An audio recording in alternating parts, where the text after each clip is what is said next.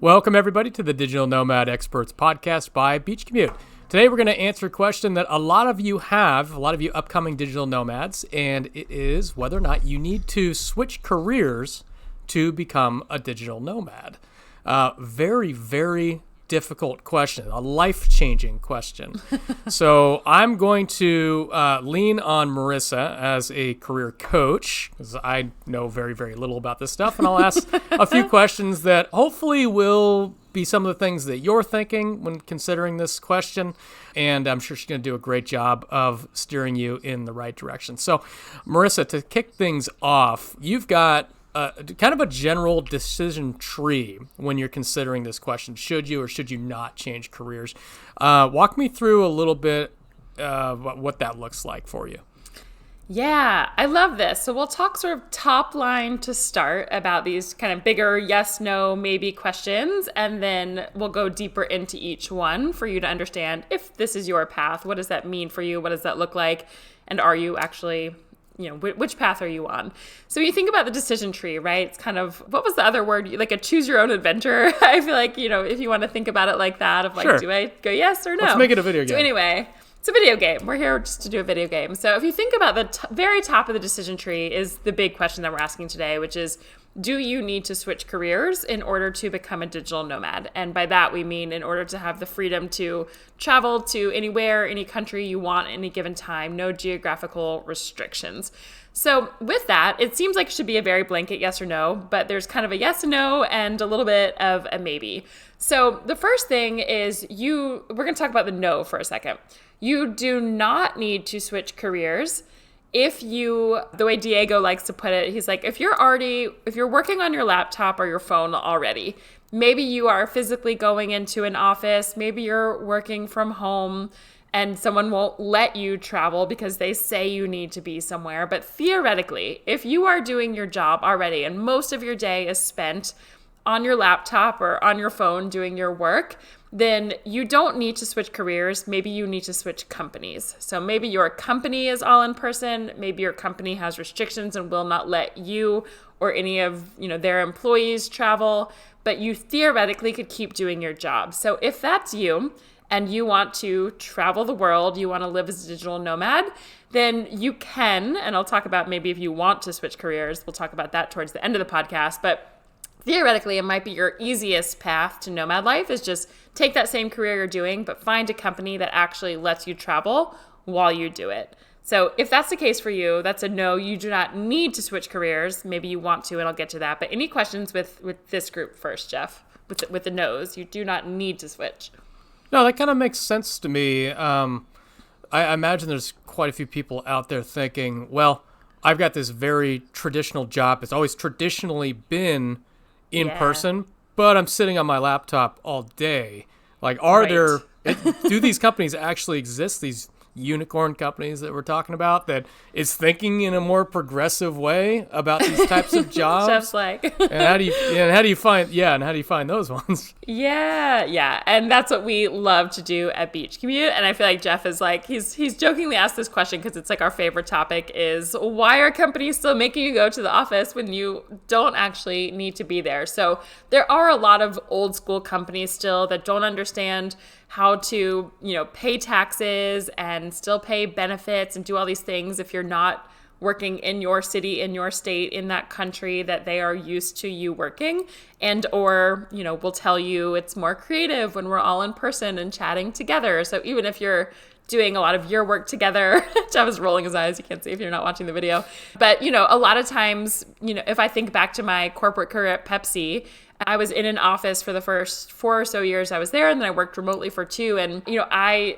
theoretically was doing all my work from a laptop and a phone, but I was also in an office a lot of the days. And sometimes it was before the days that Zoom was popular and all of that, but we had phone calls, but I was in person chatting with my team a lot, or in meetings where we all sat around a conference table and people thought that's what you had to do. And it was just kind of starting to switch to more phone calls. But a lot of companies will tell you yes, you can theoretically have this conversation remotely, but we want you in the office because it's more creative. And I actually want to let you kind of go off on that just for a quick second on is that true? And it might be some companies, no matter what you tell them, that's just their rule, and that's okay. Like, they get to make that decision, but you also get to leave and find a company that really promotes remote work. So what's your kind of take on that, Jeff? Keep me on a short leash, yeah?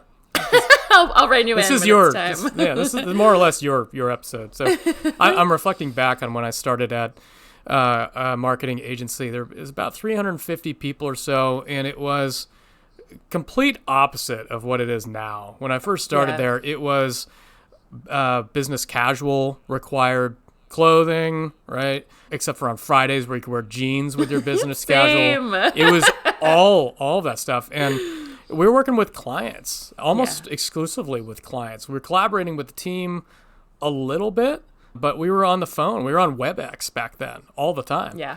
And it was, I would think when it first started, you get 1 day a month to work from home that you could put in a request for, which is just, this is blowing my mind. I haven't thought about this in so long and how archaic it was. Because we absolutely didn't need to be there. And then things started changing a little bit. Initially, they thought all of these operating basically on feels, like you're more collaborative in the office. Yeah. All things you can't measure. You're more inspired. You're building community in the office. A bunch of stuff that you really can't measure, but if it feels good to say it, feels like you're saying something profound, but it really doesn't mean anything. It's just thin.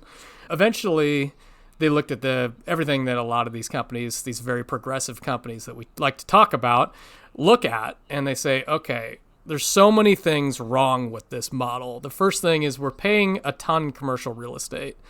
All the calls are online at this point. Everybody's working with clients, or you're working with a team remote because they're across offices. You're communicating with teams that are across offices. So you're going into an office to talk to another office, which is mind-blowingly stupid to me.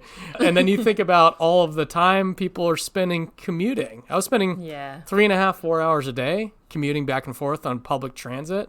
And I was getting home at 7:30 at night, no time to work out. And people were like, people are at home, working from home now. They're so lazy, not working out. I'm like, are you kidding me? Like, I'm working out more than ever. Like, this time on a bus left no time for anything.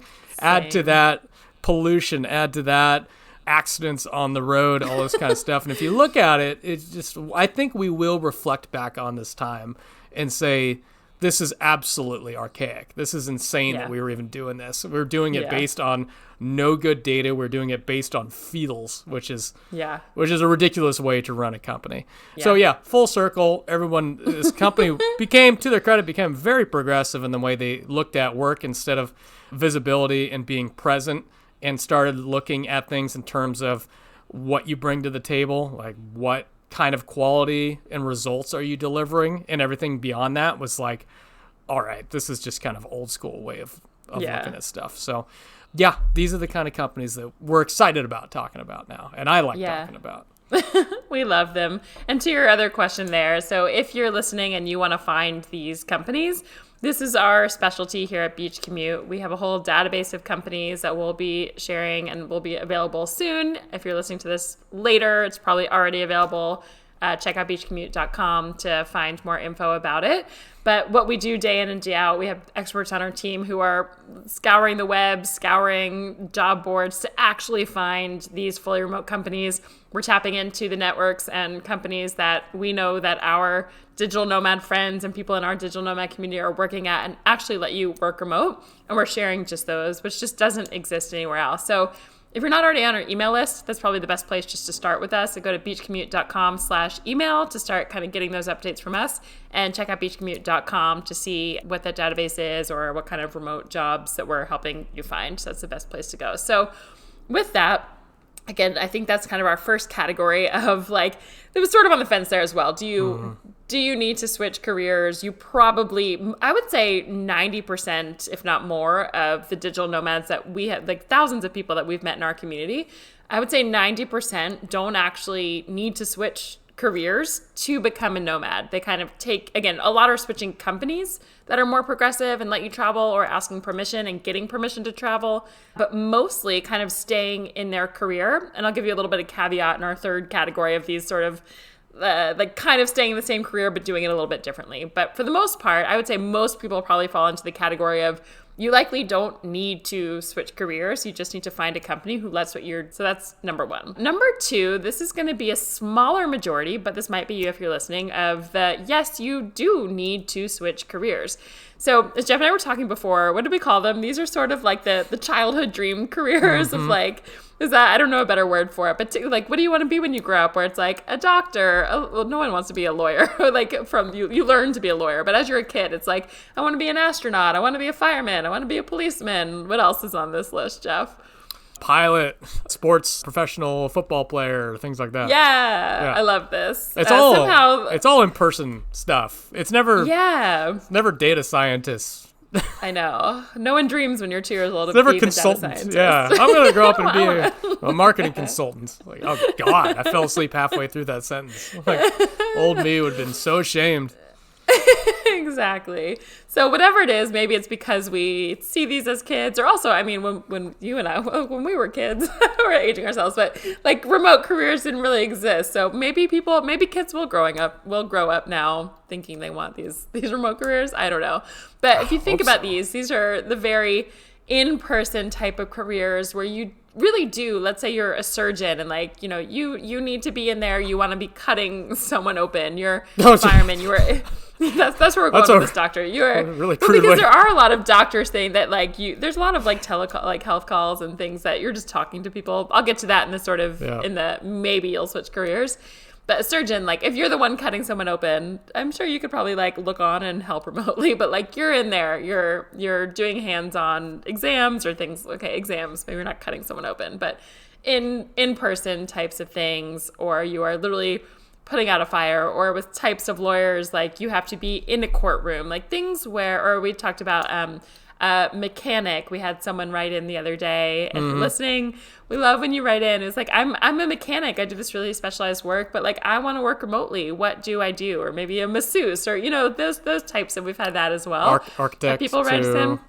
We had someone write in as an architect. I'll talk about that and the sort of like maybe switch career, maybe don't. Side tangent. Yeah, exactly. Yeah. So this is like you might need to switch careers if you are doing these really in-person things. And I'm going to talk in a second about like how to maybe think about that, where you might still stay in your field, but do it in a different way. So again, hang on for just a sec. But if you are a very hands-on thing, you might need to switch in some sort of way. So again, if you're listening, I'd say 90 to 98%. I feel like if people are going to fall into that, like keep doing your career, but find the right company that will hire you to do your job or do something remote.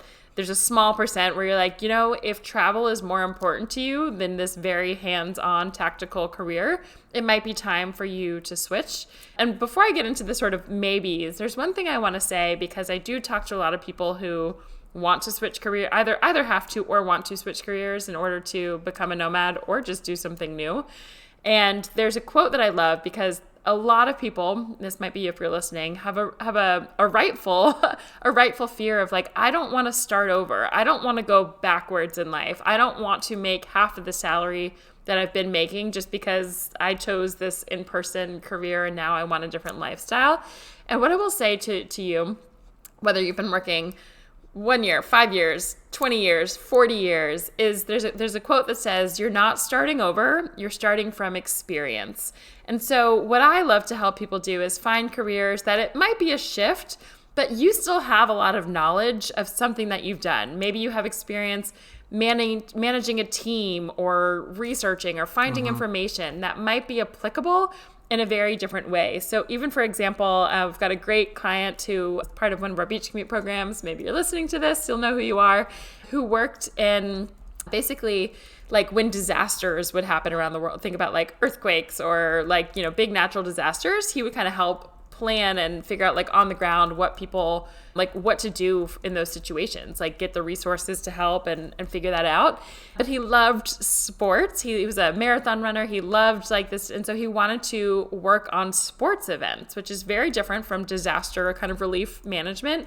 But he had a ton of skills of like, of organizing things, getting ready. So if you think about a sporting event, like think about the World Cup, the Olympics, it's like those are just disasters waiting to happen of things that you have to plan for and organize and execute. So two very different careers, but really transferable skills, right? So again, just because you're starting over in something kind of new doesn't mean you're not coming from a place of experience, and doesn't mean you can't go in at a pretty high level in those careers. So yeah, sometimes it helps to talk to a career coach and figure out this information and figure out like, how do you transfer those skills to something you might love even more, or just as much or slightly less, but take what you know and put it into a new way to do it remotely if you absolutely must switch or want to switch. But any thoughts there? Yeah, I think that's probably a huge fear that a lot of people have. The idea of starting from scratch is terrifying.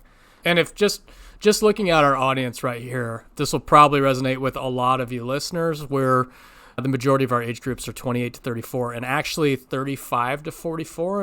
And I'm sure the majority of those folks have this experience that you're talking about. Like, it's not transferable directly, like, just switching. It's not the exact same. Yeah, it's not apples to apples exactly, but there is going to be years and years of experience, especially if you're in that 34 to 45-year-old age group. You've got probably 10 to 20 years of experience in some stuff that you can transfer over, right? That would make perfect sense. It's just a matter of, and maybe you're going to expand on this a little bit more, trying to figure out, like, how do I apply some of these skills that I've got into other areas, and what should those other areas be? So if I'm in this, it doesn't quite match this digital nomad quote unquote job.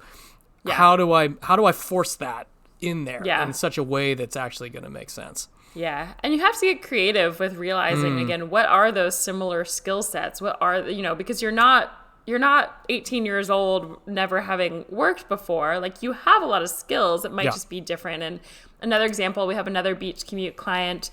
You'll probably know who you are if you're listening as well. But we also have a lot of people who have been stay-at-home moms, or maybe people who have been out of the workforce who are like, I'm ready to work. I want to do things. But I was recently working with her because we took, even just an example, she was managing her child's like kindergarten, I think it was preschool, like young child's like school events. She was a president kind of volunteer role, organizing a lot at her school. And I was helping her write this resume and write these bullet points to go into an HR position. And I was like, the way we're writing this, like, I would hire you in a second. Like, you're managing so many things. And even if it's volunteer work you've done, no matter what it is, if you have the skills, and you probably do, like, we're not making it up, like, you've done a lot, it's just a little bit different. So if you do need to switch, just keep in mind, you're not starting over, you're not starting from scratch, you're starting from experience. And maybe if you can see my hands, it's like you might take a little mini step down to then keep going up in that career. And that's okay. I think there's a big, tell me if you can relate to this one or know people, but I think in our society today,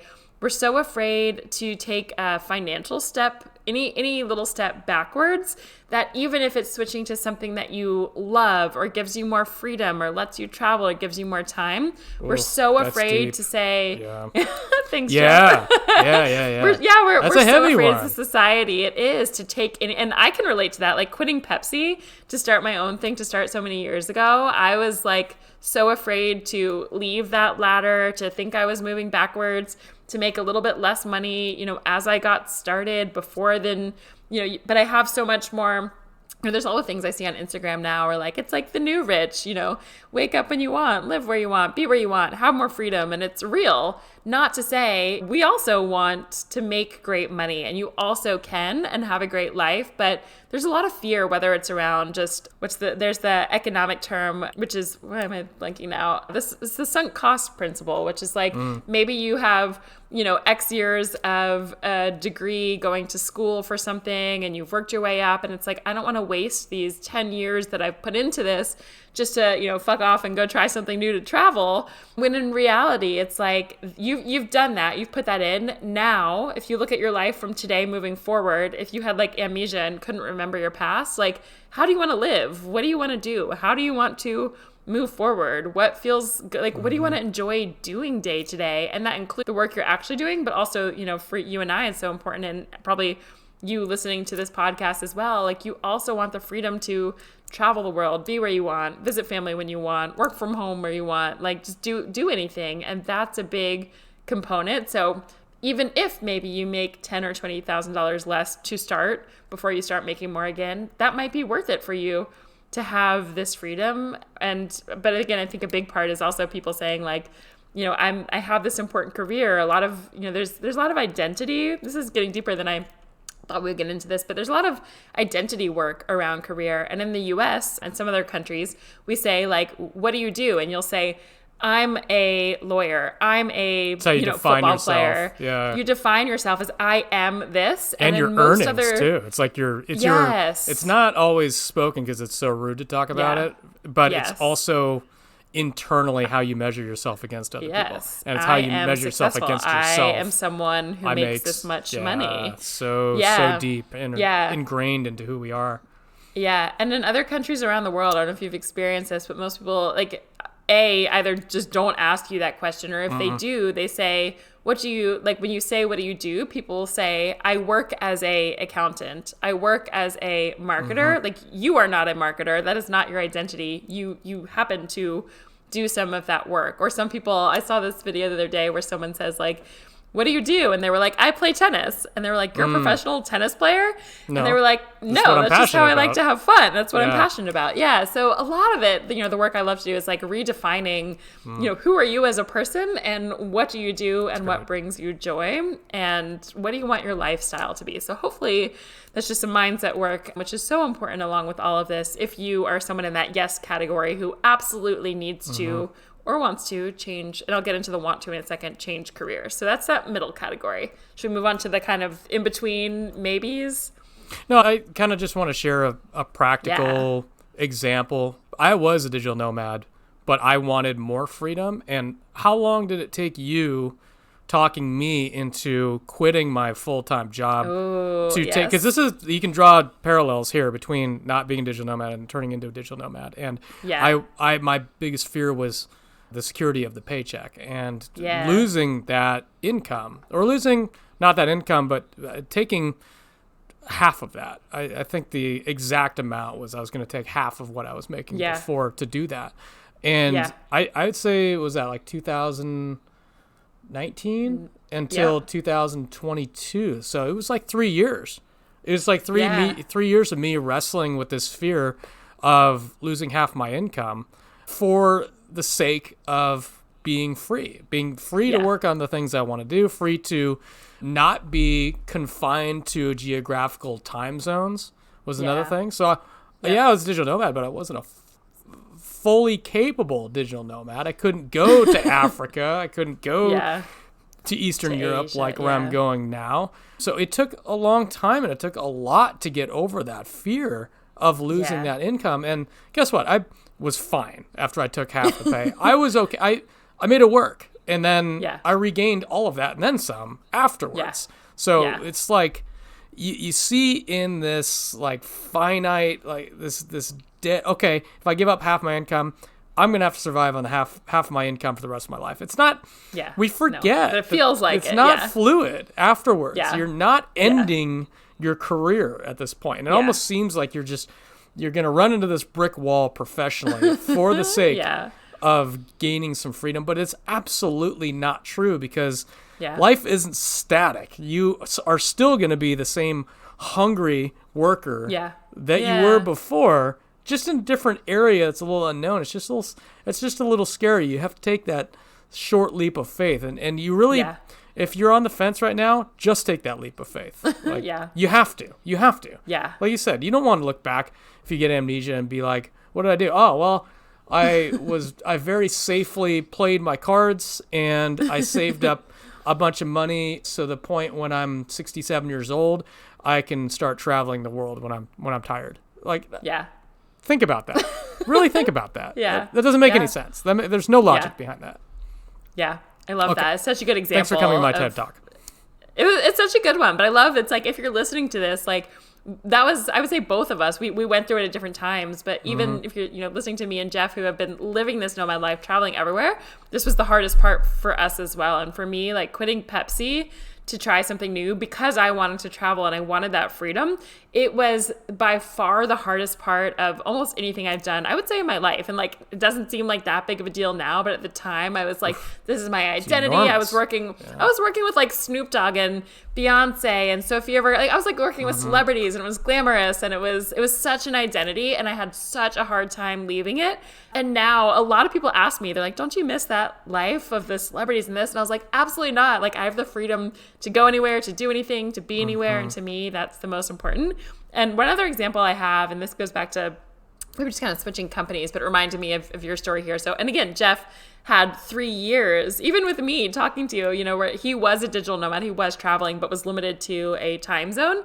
And it's like a lot of time. Like it is the mindset. So I will say, when I coach people, so if you're looking for a career coach, whoever you choose, whether it's us or somebody else, to me, it's so important to mix someone who has a lot, like there's a lot of tactical pieces to it of like, how do we fix your resume? How do we look at these transferable skills? What do you actually really want to do? That's like one of my favorites to work at.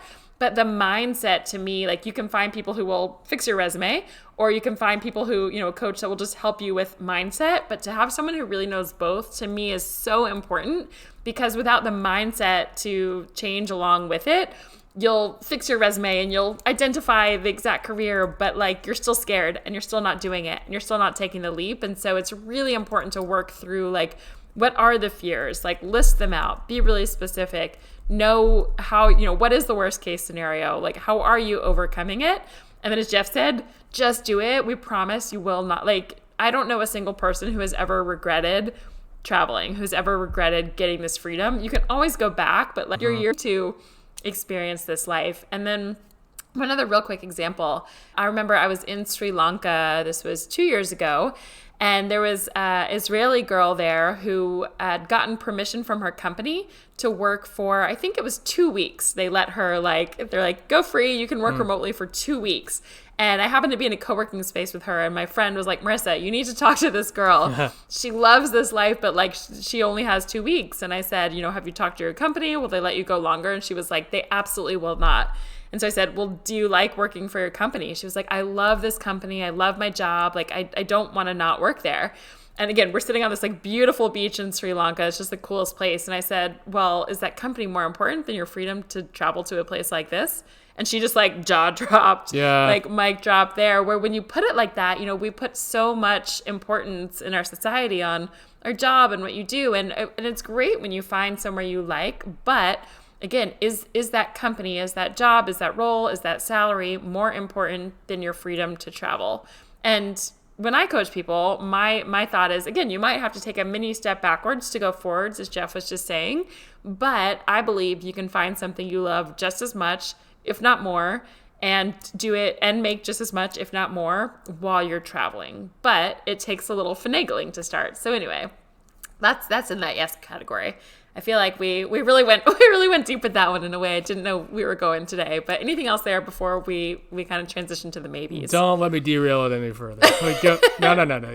Go ahead. Go ahead and run. Let's go into the next. All right. It's such good conversation though. Yeah, and if you're resonating, or if you have any of these fears, do write us in at hello@beachcommute.com. We love to hear from you. You are not alone. We promise. Like, everyone is writing us in saying these same things. Okay. So speaking of people who have written us in, I'm going to talk about some maybes, because we get a lot of these maybe categories, people who write in a lot, which is, like I said, I'm a mechanic and can I work remotely? I think we had someone, I don't know if it was this morning or yesterday, who wrote in to us and said, like, I'm an architect, like, I want to work remotely, right? And I think about the lawyers, the therapists, the doctors, veterinarians, like those sorts of jobs, right? Just to give a couple of those, there are some categories which seem, if you just think about it, like you absolutely could not do what you do remotely.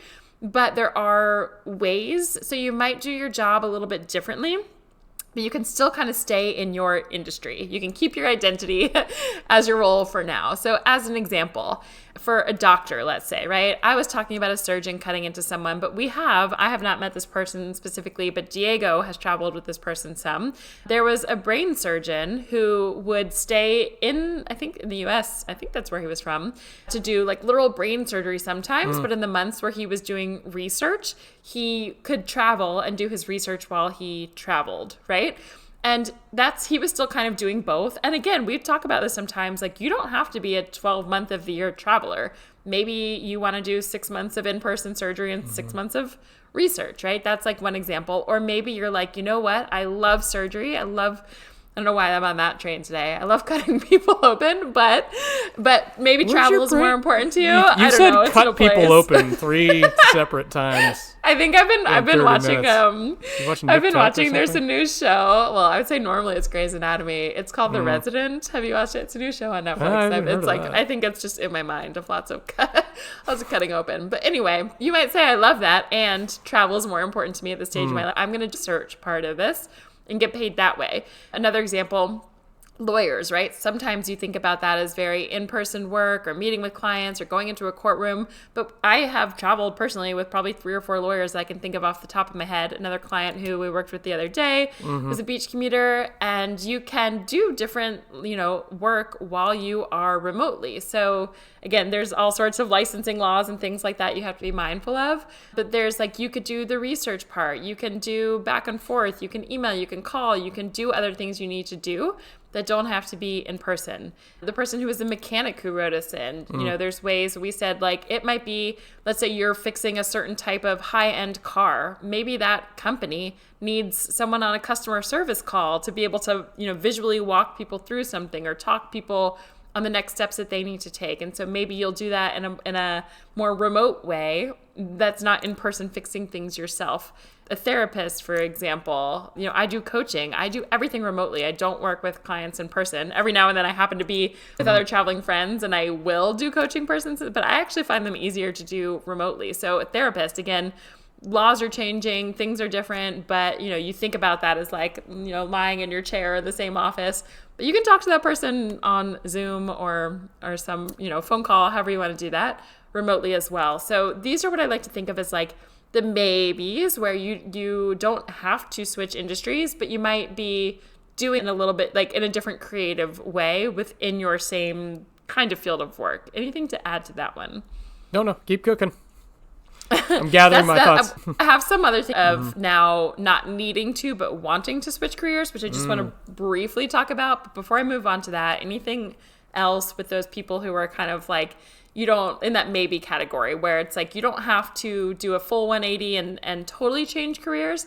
You might have to do a 90-degree turn and sort of change how you're doing it, but stay within it and think that's one of the things we love to do. And one of the things that I love within the membership that we have, the emails, the job database, is you can start to see these roles and say, a lot of people tell us through the emails from our premium membership, the roles that they see help them to think more creatively and say, oh, I never realized I could do this. And they'll see these remote roles and just never have realized you could do them in this way. There's some, it makes me think of therapists, right, who are typically used to working in office. And then I think COVID probably just flipped that thing completely on its head. And so I'm sure a lot of therapists have experience now working online, and maybe have even brought their practice exclusively online. I've seen the same thing with veterinarians as well. There are a lot of instances where you don't necessarily need to go see a veterinarian. Same reason why you wouldn't necessarily need to go see a doctor. There's certain things that can be talked through without a physical examination where they still need your help, and you can provide the advice that they need directly through some sort of web portal or something. And that works really well too. There's a lot of these industries that were typically in person. There's very surprising how much evolution is happening, especially after COVID, that's allowing people to do these things. So I do like something that you said before. It's a little scary, but the idea of just being creative to see what different areas there are. Another example, I met this lawyer when I was traveling to Santa Teresa, Costa Rica.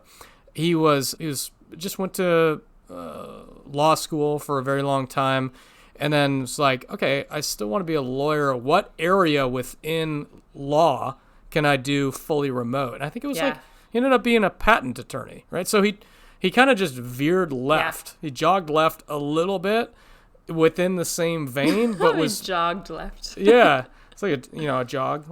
I got all these weird sayings that you don't know. I got more. Don't worry. By the time we run out, we won't have any podcast He's topics going at left. a medium speed left. No, a jog. It's like change of direction. A jog left. Anyways, so Oh, I was thinking like he was jogging. Like he's not sprinting. not He's not actually walking. jogging, He's like a just jog, like medium-paced a jog. turn of direction. Yeah. Got all kinds of turns of phrases for you. okay. Don't worry. I've got like a book of them that I'm saving just to confuse you on these podcasts. I love them. Yeah, that's just another example where my they favorite. just found different little niches within their skill set that allowed them to kind of turn in a different direction, but work fully remote. Yeah.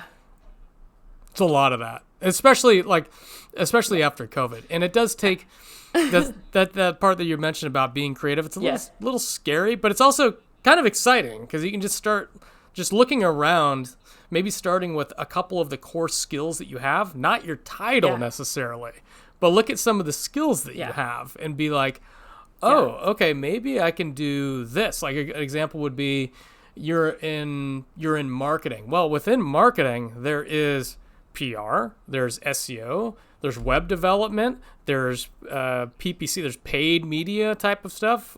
There's all kinds of stuff. And you've probably got a little bit of each one of those skills, and you could find that like, oh, maybe I could just zoom in on one particular skill that's fully remote. Yeah, totally agree. So I think the moral of this particular story here of the maybes is start to think creatively if you want to stay within your career, and think about other ways which you could do it in this new wave of technology with everything that we have of telehealth or talking online or giving feedback in ways. So you might not be in person, it might be a little bit different, but there definitely are still ways that you can do this. Okay, so that's sort of our decision tree of the yes, no, kind of, I guess is what I'll say. But I want to add one little part before we go, because it's such a passion point of mine, is maybe you don't need to switch careers, but maybe even if you travel or not, remote or not, you're not happy in your career and you might want to switch career. So I just want to point out for anyone listening that even if you don't need to switch careers as you become a nomad, you're making a big change, and it might be a time in your life where you genuinely just are ready and want to switch careers because you want to find something more fulfilling. So this is a little bit different to me. I love helping people. This is like one of my biggest passions in the world is helping people, helping you find a career that you love, remote or not. So a lot of people come to me as a specialty because I will take no matter what you like and find a way to do it remotely. But to me, the importance is, are you doing something that you love? Are you doing something that lights you up? And sometimes there's what I'll call a bridge job, which is maybe we've identified, okay, here's what you, in an ideal world, would love to do. Maybe you have absolutely no experience in that yet. It's really scary to start over. You might be raising 3 kids and are not ready to take a salary cut, but you want to travel. Think about taking what I call a bridge. Imagine it's like a bridge on the way to your dream job. So maybe you stay in your similar industry or something that's closer transferable. It might not be your dream of all dream jobs. Hopefully it's with a company you like a little bit more. Hopefully it's in a role you like at least a little bit more than what you're doing now. And it gives you that freedom to travel while still helping you feel secure in your income. And then like kind of parallel path, before, don't give up your income, don't give up a job, do something. And parallel path, the next steps to do what you genuinely want in life, right? So maybe you start doing a little bit of volunteer work on the side. Maybe you start finding an online course that helps you learn a skill, and you help somebody that you know or a company, you do that for free, or you just start learning and binging and moving closer in this direction without just giving up your life. So to me, this is a very personal decision. If I think about the range of hundreds of clients that I've worked with over the years, there's some people who come to me and they're like, you know what, Marisa, I don't have kids. I have, 2 years of savings. I have some sort of income coming in passively regardless. Like, I'm cool to not get any salary for the next year. Like, I'm quitting. I'm pursuing what I love, and you go for it, There's other people I've worked with who are like, I've got a family, I've got this, I've got a mortgage, and I'm not switching careers, even if it's what I love, until I'm making $12,000 a month, $20,000 a month, $10,000 a month, whatever that number is for you. And that's okay. So again, think about getting a remote, what I call the bridge job, of something that you like and provides for the level of income and lifestyle that you're used to and want. And then do pursue what you love on the side, because as Jeff said, like life is short. It can be short. Maybe it'll be really long. Either way, if it's really long, you don't want to be doing what you hate for so long. And it's really important, you can do what you love and do that remotely. So I think for me, the moral of the story, if you're listening, is start to think creatively. Start to think, like, ask yourself better questions. Instead of saying, oh, I can't do this, I can't do that. Say, how can I do what I love and do that remotely? How can I take the skills that I have and do that remotely? What kind of company would let me do what I love and work remotely, right? And that's what we help people with. And maybe write us in if this is sounding interesting to you. Maybe we'll do a masterclass in the near future. I can work through this with a big group of you guys, but it's possible. And hopefully this helps you at least to sort of identify which category are you in. Do you absolutely need to switch careers? Do you maybe need to think creatively in a different way to do what you're doing remotely? Or can you do exactly what you're doing and just find a company that lets you do that? Or do you just want to blow everything up and do what you love regardless? And I support you in that as well. So any thoughts as we kind of close out this episode, Jeff? Like that last thought that you had on pursuing your passions a little bit at a time. It's very much how I kind of got my feet wet with Beach Commute, right? It's like I was working full time for that previous company I was talking about, then trying to support myself as kind of an entrepreneur, consultant type person. And then it eventually grew and grew and grew, because that's naturally something that I'm really passionate about talking about. Everything we're talking about today started off as a passion, and then it started growing into more of a full-time passion type of thing. Because like before, sure, doing SEO, doing consulting, I like those things. Do I like to write about those things, talk about those things every day? Not necessarily. But the idea of not just becoming a digital nomad, but the idea of setting people free from the cubicle that's a hot topic for me. That's something that I want to, it's very passionate, and having the opportunity to lean into that kind of thing and talk about that thing and help people with that thing is so important. And I think it's really cool that you said, you can start just kind of taking a little bit, I think you even said volunteering into certain areas, and then expanding on it, expanding on it. It's kind of how it brought me full circle to where I'm at today. So it's very, very doable, and we're doing it. We're proof of all these things. Everything that we've talked about today, we've done at some point in our life, except for maybe the full career change. I haven't done the full career change, but a lot of these things we are proof that it's doable, and we know tons and tons of people that have made a lot of these decisions that you're going through right now. So do write us in if you've got a unique situation. A lot of you already do. hello@beachcommute.com. We usually respond back within about 24 hours, either me, Marisa, Sid, or Diego. So we'd love to hear from you. And last thing, if you're not yet on our email list, check out beachcommute.com/email or beachcommute.com/91 if you'd love a list of 91 jobs that beach commuters in our community are doing. It's a really interesting list, just like if you want ideas to start to think creatively, if you're listening to this and want to switch a little bit differently, or just see what kind of titles people are doing. That's a great list, so check it out. And we'll get on our email list, and we start to share other companies you can work for, different opportunities where you can learn to find these awesome progressive companies, as Jeff calls them, who are really truly give you the freedom to work remotely. And it's a game changer. So we're here to support you. And hopefully as you listen to this, you realize you are not alone in wanting to make this shift. There are ways to do it. And it's a big change. It can be scary, even if you're doing the exact same thing while you're doing it remotely. It's a big leap. So go easy on yourself. Write down all the list of the things you're scared of. Write down the worst case scenarios and how you'll overcome them. That's my quick little coaching tip just for now. And we'll continue to support you in more and more ways to help you figure out which career is right for you, how to creatively think of a remote career if you don't already know. And we promise there is something you can do, whether it's in your industry or something slightly different or totally new. You can do it, and you're not starting over. You are starting from experience. So with that, we will be back next week. I think is next week our big 150th episode, Jeff? My God, it is. It's our 150th episode. That's wild. Yeah. Started this 3 years ago. Super exciting. Well, we've probably got something special for you, so come back next week and check it out. 3 years. That's wild. Yeah. Super exciting. So yeah, we love this. We love what we do. We love helping you, and we hope to see you in the world sometime soon.